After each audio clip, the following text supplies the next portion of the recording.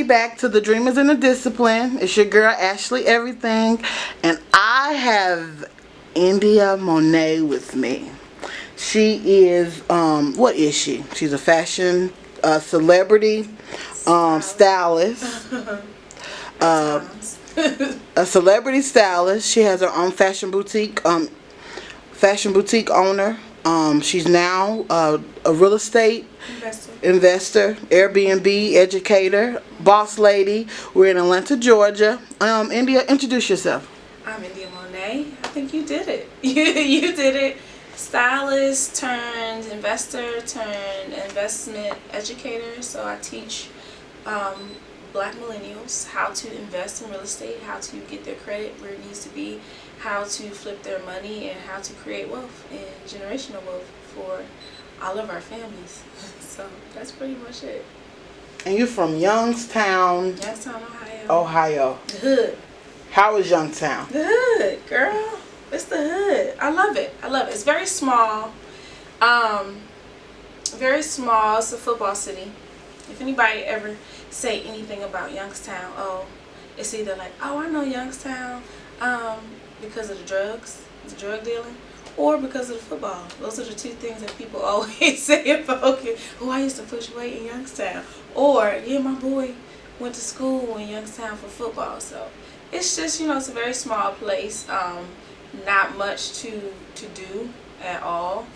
And, I had to get up out of there. And I had to create this opportunities. Life. Yes, I had to grasp the opportunities that were outside of that city and create what I created here. So, what did you take from Youngstown that helped you here? Hunger. I was so hungry.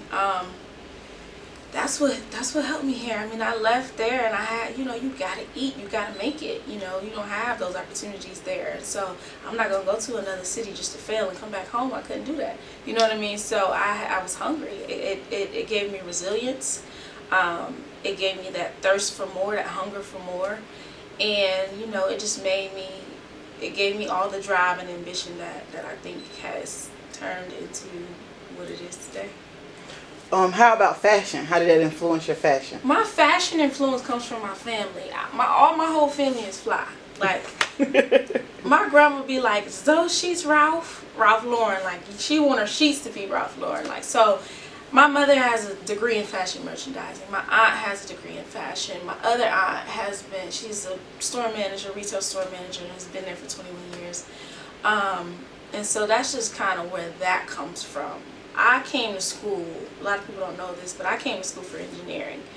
I didn't come to school for fashion because in my eyes, you went for fashion, we ain't rich yet. So, what's the point? And, I don't say this to deter people from going to school for fashion, but it ain't on you, it's in you, like Nipsey said. So it's either you got it or you don't. I don't feel like I needed school for that. You know what I mean? Now, there are certain things that I learned by working in retail, like about, merchandising and forecasting, trend forecasting, and becoming a buyer.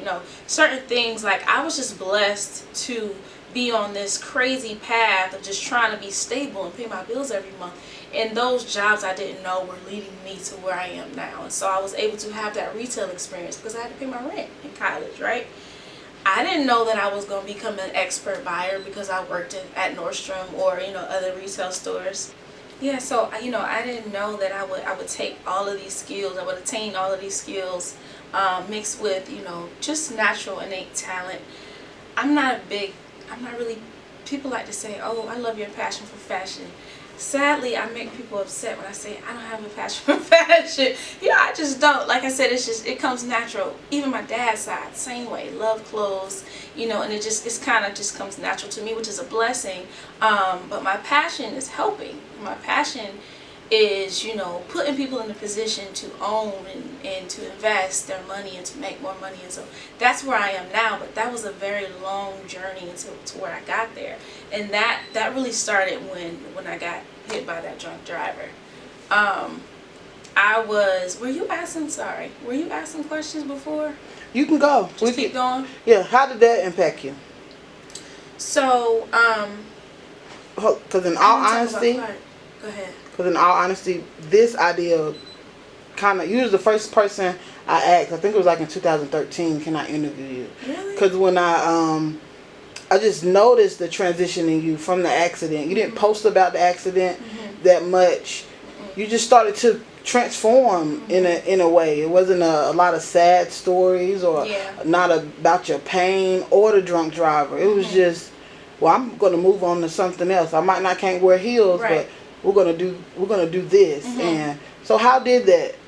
I think when we talk about like where I come from, we see a lot, you know, being from the hood, like you see a lot. And so for me, you know, I'm never the victim. I'm never the victim. I don't like that. Oh, I might feel, of course I'm in pain every day. I got screws and plates in my feet. You know, I was just in pain trying to shoot in those hills a few minutes ago. But I like to take that pain and turn it into purpose, and, you know, take those losses and turn them into lessons. And I think that's what I did. I got hit by a drunk driver. So, again, I was a stylist. I left Nordstrom. I was at Nordstrom. I realized I'm making all this money for you on a commission, and you giving me 7% of it. So, you only giving me 7% of what I've sold for you? That don't make no sense. Do it. You know what I mean? Like, why am I here? And so I realized I could do this for myself. And so that's when I started my store. I started my store, IndiaMonae.com, in 2012. And so I became a full-on entrepreneur. I had been styling for years. I styled all throughout college. Like, I worked like a slave in college. Because I had to get it. I had to make ends meet. I had to pay my rent. I also had to pay tuition at times. So I was always styling. I always kept a retail job, high-end retail. I was at Phipps Plaza when I was 20, working in Kohan and Nordstrom. And so, again, I took all those skills and all those different paths kind of combined into one. I also was blessed to be a regional sales rep for Darion. When Beyonce first started Darion. That was a major position for me. At the time, I didn't know it, but that's when I first started attending the magic show in Vegas as a salesperson. And so I'm writing orders for different stores all throughout the Southeast and Puerto Rico. And I'm like 21 at the time. You know what I mean? Like, very young. And, you know, I was just afforded this opportunity through a network, you know, some people that I knew, to intern for somebody. And from the internship, it turned into a a part-time position for working under Darion and a couple other brands. I don't know if y'all remember Gino Green. Back in the day, it was a brand that had them nines. People couldn't tell if it was nines or G's all over it. But that's when those big Rockaware, all the urban brands were huge. Rockaware was huge. Baby Fat was huge, you know, at that time. Darion was a big deal. So this is when a lot of the artists had their own clothing lines, and magic was a big deal in Vegas. They would do shows and parties, and, you know, it used to be, I would see celebrities, you know. I didn't see Kimura, I hadn't seen Pharrell, you know, at a young age, seeing all Nick Cannon, seeing all these people at these magic shows. And in that time, I was also learning how to buy for my own store, because I was selling this merchandise to stores. And a lot of times I would have men owners of retail stores, and they wanted a female perspective. So they would be like, well, what should I get for the next few months? And I'm like, yeah, buy this, buy that. Oh, you're in Puerto Rico, don't buy that jogging suit's too hot. You know what I mean? Learning how to buy for different areas, different regions. So I learned, I just became an expert at it, because I learned even how to buy for certain regions. You're going to buy in, I teach this on my online academy, which is fashionbuzzacademy.com. It's a 4-week program. And maybe in our third week, we do a module called Become an Expert Buyer. And so I teach you about forecasting, how to buy for your different regions. People can take the class from anywhere, but you have to understand that when you're buying wholesale, then back then you would buy on different scales. So you would have A scale or B scale. That means like bigger sizes or smaller sizes. Well, of course, a store in Los Angeles would have smaller clientele than down in the South. So, you know, I would just learn all of those things, how to merchandise, who's going to buy what in certain regions, and when to buy. And, okay, I want that swimsuit, but can you send it to me in a month, because I know that resort season is coming up, but that's from working for Nordstrom and retail. And I understand that summer is slow and back to school is huge in retail. And so all of those different odds and ends jobs that I was just trying to have stability with made me an expert in fashion retail. And so that's why I was able to create the Fashion Boss Academy, and that's why I was able to start my own store years ago. But so I had the store, again, like I said, in summer retail, it's a slow season, and so I was trying to supplement that income. And so with my Landover Labels brand, I'm very adamant about teaching people how to create multiple streams of income. That comes from the fact that one day in the middle of June, I was leaving a pop-up shop. I did a pop-up shop to supplement that extra income. You know, as entrepreneurs, we never really know how that month gonna look. You know, sometimes you might be good, you could pay your rent and you could re-up on your merchandise. Sometimes you gotta make your choice. Like, damn, I can pay my rent, but then I ain't gonna have no more money for my merchandise, and I ain't gonna be able to make no more money, right? And so those, you know, those hurdles hit us all the time. They can hit us at any time. And so, again, I was trying to supplement income. I was leaving a pop-up shop, and I was just struck by a drunk driver. He was flying. He was doing like 85 on a regular residential street in like a sports car. So it was like you could hear it coming.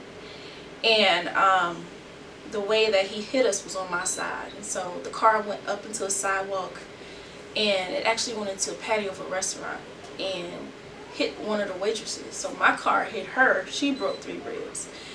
We kind of got stuck in a tree. And my little cousin was driving because she had just finished Howard and asked me, can she be my intern for the summer? She wanted to be a stylist. And so at the time, I'm a full-time stylist and store owner. You know, again, it's shaky. You never know how your months are going to look, right? You can create as much income as you can possibly create, but you know, that's the only thing about being an entrepreneur. It's not guaranteed. And so that day, all my income stopped. All my income stopped. I went to go jump about the car, and I'm like this, trying to get out. And the whole car was smashed down on my right foot. And so both of my feet were shattered. I was able to pull my left one out, but the car was smashed down on my right foot for like 40 minutes.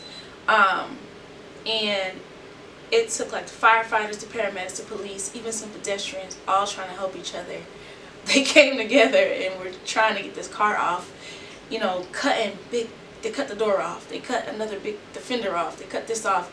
But they had to be strategic because they didn't know exactly where my foot was. And they didn't want to cut my foot off. So they were all working together, and it took them all that time until when my foot came out, the bone had came out of my foot completely. It's called a Liz Frank injury. And so the bone breaks and it sticks out through the foot. Now that was the right foot. My left foot was also shattered. And so that night, because the injuries were so bad, they did an emergency surgery. Well, that morning it ended up being maybe like 6 or 7 in the morning. And they had to put my feet back together. And so they did a hell of a job. They did a hell of a job. I have some screws in my right foot, and I have a bunch of plates up my left foot, metal plates. And so that put me in a wheelchair. I was in that wheelchair for like 6 months. At the time, my baby was only 4, and he wasn't even 4 yet. That was 15. Yeah, he was 4. He was going into preschool, and you know, I couldn't be there first day of preschool. I couldn't walk. I couldn't move. I couldn't even put my legs down. They had to be straight out like this for months. And I couldn't cook anymore. I couldn't iron his clothes. I couldn't wash. I couldn't even use the bathroom on my own. I had a handheld urinal that I would have to use, and somebody would have to dump it out. And sometimes it would just be me and him. So he's 4 years old, walking real slow to go pour my pee out. I mean, it was eye-opening. And what I got from it was I got to figure out something more stable. Like, this could happen again. I could have not made it out. You know what I mean? This could have been permanent. I need to create something substantial for my child, right? I need something that's just not, can't be living check to check. You know what I mean? Like, I have to make sure that I'm invested so that he's good. And so, you know, thank God for his dad, because he stepped up. But some of us don't have that. And that's where my passion for investing was created. I was in that wheelchair. I was reading investment books. I was studying Robert Kiyosaki, you know, his mind frame. I was on YouTube. I'm a busybody, and I'm confined to this chair, so now my brain is just going, you know. So I studied a lot, I read a lot, and I versed myself in real estate investing. It was something that I had always wanted to do, but you always think you got time, right? You always think that's the one thing you don't have. You don't have time. You don't know. You know, like, that's your biggest asset, is time. And so I realized I needed to you know, to create some real wealth, and it wasn't going to be from, you know, just styling or putting all my time into one stream of income. The way that you create wealth is alleviating more time and letting that money make itself. You know what I mean? And so that's how Land Over Labels was created. Got out the chair. I started going to real estate classes. I got my credit right during that time, and I knew, like, you know what? I'm not throwing away $20,000 worth of rent money every year. That's not happening again. I'm buying me a house. And so I got out that chair in October. By May, I closed on my first property. And then within 2 years, I had 6 properties. And so I realized how to leverage your credit, which people don't understand. And why I'm so adamant about teaching that. Credit can make you very wealthy. Like, credit can make you very wealthy. And so I realized how to leverage my credit, how to leverage my equity by buying certain properties that are going to gain in value, and all that extra money is mine now. You know, I got to live somewhere anyway. Why should I not live in my own property that's increasing in wealth, and that's my equity? You know what I mean? I can give you rent money every month, or I could pay a mortgage, which most times is less than what the rent's going to be on that property. And at the end of the day, I've paid for my own financial portfolio. I've invested into my own financial portfolio as opposed to somebody else's, as well as I'm gaining the equity. That first property that I bought 2 years later was $80,000 in equity. I like to call that free bands. That's free money. I can go to the bank and they'll write me a check on my equity. You know what I mean? If my house appraises at $300 and I bought it at $200, that's $100,000 that's mine, just because I own that property. So, you know, those are some of my biggest lessons that I love to teach with Land Over Labels. But yeah, I started Land Over Labels because I realized I gotta tell somebody, I gotta tell everybody, you know what I mean? Like, what we've been doing. We should all be investing in real estate. It's the #1 wealth builder in the world for a reason. 90% of millionaires own real estate. Taylor Swift owns 150 something million, something crazy. Ellen owns over $150 million in real estate. We don't even know this. You know what I mean? Like, the richest people own real estate. Jeezy owned the restaurant I was just at in Buckhead the other day. He co-owns that, American Cuts. You know what I mean? So anybody that has wealth, they're able to create more wealth by investing in real estate. I like to teach in my seminars. Do you know anybody that doesn't need anywhere to live? All industries run by supply and demand. Babies, elderly, gay, straight, everybody has to live somewhere. So why would it not be a good industry to invest in, right? You also own the airspace above your property if you own a property. So if somebody say, hey, I want to build on top of it, they got to pay you for that. I mean, it's just so many reasons why we should all invest in real estate. And that's how my brand Land Over Labels began. I started investing, and I was trying to tell my friends, my family. You know, they're the last people to listen to you, right? So I was like, all right, I'll tell some strangers. I'll do a class. And, you know, I started to see, not that I don't measure the success of my classes by how many people in there, but I measure it by the results. When they leave, they're calling me. I had a class on June 30th. Today is what, August the 8th? What day? I don't even know. 4? Oh shit, I'm way off. But it's all a blur. I work so much. It's all a blur. August the 4th. June 30th was my last Atlanta seminar. A week and a half later, one of the students asked me, could she do a consultation with me, one-on-one. She went under contract last week. So within a month, she's under contract for her first property. And this is just the beginning, because the way that I teach, we're not buying just to buy, we're buying strategically. So you buy in something that you can bring somebody else in, they pay your mortgage for you. Now you can take that additional income that you're getting from your renters and go buy something else. We're not just buying to say we own our house. No, we're buying to build. We're buying to build. We're buying to create equity. We're buying to continue to buy, to be the Lord of the lands. That's what we're buying for. And so she's under contract already. And so that's the type of thing that makes me just, I got to keep going. I get tired as hell going to all these cities. And I got an 8-year-old. He retired. Oh, we got to go again. You know what I mean? Like, he's sitting in the class watching YouTube. You know, he's a great sport and he gets it. Like, you know, even when he was younger, what do you need to make money? He'd be like, money. You know what I mean? So that's why we call it Land Over Labels. It's about setting that priority. You can buy whatever you want to buy. You know, you like to smoke weed, buy your weed. You like to buy clothes, you like to travel, do all of that. But when you have that land first, that's paying for it. So who would you say that you mirror yourself after or influenced you? That's tough.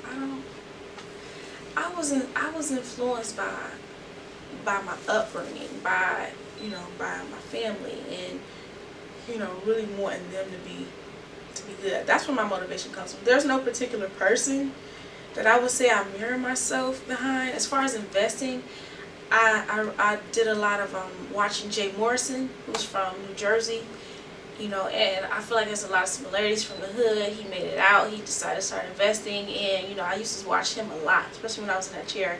I would watch his classes on YouTube, just little videos he was doing at the time. So he's a good inspiration. He's a good inspiration for me. Other than that, I'm just inspired by. I'm driven by things that are negative. I don't like to dwell on negativity. I always like to find a solution. I'm not a problem driven. I'm a solution driven person. So things that inspire me is like the fact that we getting killed on a daily basis out here. You know what I mean? The fact that they taking us and snatching us up and throwing us in the system and then make it so hard when we get out. There's things like you get put on probation and then you have a registration block on your car. So now you ride around and your car is dirty because they put a registration block on your car. They make it so hard for us. And for me, I know that the power of ownership is so strong. A lot of those things that they put in place to set us back, we wouldn't be so set back if it wasn't for the lack of funds. So those type of things inspires me. It's like my people need some money. Like we need some money. We need some ownership. You know what I mean? Like having ownership, it just makes you so much more powerful. And so the things that they put in place to try to deter us and stop us, we can maneuver much easier because we got it. You know what I mean? Like, oh, okay, you want me to pay $400, but how do you pay $400 to get your car off a registration block when you just got out? And then because you just got out, you can't get a job. You know what I mean? But when you are your own owner, can't nobody tell you nothing, right? And when you realize and learn how to create wealth for yourself, I don't need your job. You know what I'm saying? I don't need a white person to do nothing but cash my check at the bank. That's what I say all the time. And I that's where we all need to be. That's where we all need to be. So those type of things, like just the way that they handle us, that influences me. That motivates me to go harder because it's like, no, we got everything that they have except for the knowledge. That's it. That's it. If we really knew how to use your credit to leverage, to create wealth, how good debt and bad debt works, which I teach all of it. My class is 8 hours. You know what I mean? How, to maintain your credit score. How, to buy property and how to buy property strategically in certain areas that's going to increase in value so that when you sell it next year, you making triple or double what you pay for it. You know what I mean? Like those type of things, like getting that knowledge out there, I feel like it would be so much easier to combat all the negativity that's thrown at us as a culture if we took more ownership. You know what I mean? So that's the type of thing that I'm motivated by. What one quote you say inspires you? One quote is real hood, but it's one Let's that was go. on it ain't even hood, it's just real basic. It was like a meme I seen the other day and I posted on Land Over Label page and it was like, you are the one that's gonna create wealth for your family. You are the one that's gonna bring generational wealth to your family. I love that. And that I can look at that every day and be like, let's go. Like, because that means the cycle is broken. That means the shift is happening. You know what I mean? That means my kids and grandkids are going to have the head start that I did not have. We're not spinning in this rat race no more. And so I love that. If everybody had that mindset, I'm the one. You know what I mean? Instead of waiting for somebody else, or, you know what I mean, waiting for an opportunity. Create that opportunity. You know what I mean? Grasp the knowledge and create the opportunity. And I think that's what I did. And I'm keep doing it. As entrepreneurs, we have the ability to create the world in our own image. Yeah. Walt Disney, he created his own world. Mm-hmm. Steve Jobs, it goes on and on. Jay-Z, Beyonce creates her own world every video. Yeah. So what does your world look like? I just think of the word legacy. Like, I'm always trying to create something that can be left behind. You know what I mean? So I think I want everybody to shift their mindset to thinking that way, and not think so immediate and so impulsively, and not think so much as a consumer, right? Because we're all consumers and we have these addictive personalities, and you know, so much More resourceful. yeah, to be more resourceful and more strategic about what's given to you. Not even just money, but when you start to think as a producer, things just shift. Money comes to you. I don't have to scramble for money. You become a magnet for money because you're producing. And be positive about what you're putting out there. Then the money will just come. But when you're thinking as a consumer, and you want to buy trends and fads, and got to keep up here and got to keep up there, and you just buying to keep up or to look cute or to look good, those are liabilities. It's bad debt, and nothing can grow from it.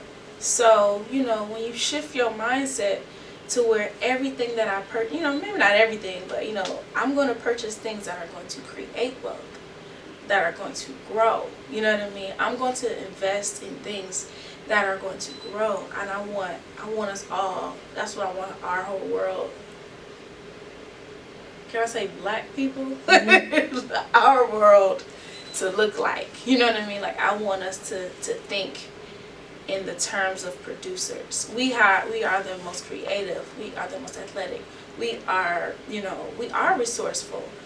We just lacking that little bit of knowledge as it pertains to building wealth. And we've been pushed back, by a lot of things they set in place to stop us from getting home loans, and we have those things. But if we can maneuver around, all the things they put in place to try to stop us, then it would be great.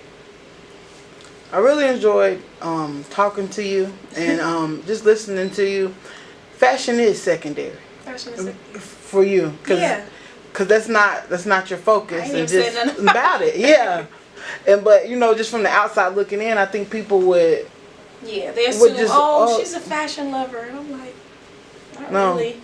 You're a server, you're a giver, and a teacher.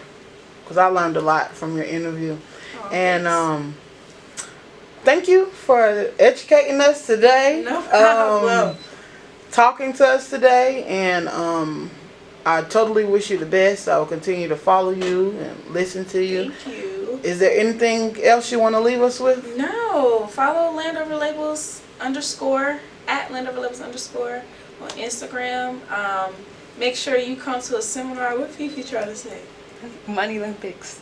Oh, yes. So, again, I'm always producing some shit in my head. So, last week I came up with this thing called the Money Olympics. My Landover Labels classes, if you ever can attend one, if I ever come to your city, or even if I'm here in Atlanta, come check me out. They're well worth it. They're always a vibe. It's always like fun and family, you know what I mean? But at the same time, you learn so much, and a lot of people take it and they get right into action, and they make major life-changing moves. I like to say life-changing because that's what they always say. They be like, oh, that class is life-changing. And so that's the #1 term, and I want everybody to attend a class. So I will say that. But people have done so well after leaving, and I like to document their stories. And I thought about doing a big, huge seminar. I mean, we are now. So we're doing a big, huge seminar in October around, did I fail to mention I graduated from Clark Atlanta University? Woo! Yeah, CAU, HBCU. But yeah, I love homecoming. Anybody that ever went to HBCU lives for homecoming. And so for homecoming this year, I'm doing a big Landover Label seminar. It's going to be called the Money Olympics. And we're doing great promo for it. And I just want to show, I want to give people that did take the class and go on and do great things the platform to tell their stories. And so it's almost like a race. It's like, you gonna get it, you gonna get it, you gonna get it, you know. And I think, like, as black people, we competitive as hell. You know what I mean? Like, we love to have a contest. So I just want to show, and that'll also spark a light in people that, you know, maybe haven't started yet, or just didn't want to take a class, or just haven't had the interest. But just to show off where people are going, you know, where people are going. So the Money Olympics is going to be our biggest Landover Label seminar. It's going to be a 2-day class this October, and yeah, I want everybody there. It's going to be a vibe. It's always a vibe. And we eat good. You know we like to eat, so we always eat good. So yes, all that information will be at landoverlabels.com and on the Instagram page, and you can just follow me _India Monae, and you'll be able to. Well, thank you for your time. Make sure you guys like and subscribe to the Dreamers in the Discipline. This is Ashley Everything. Thank you, India. No problem.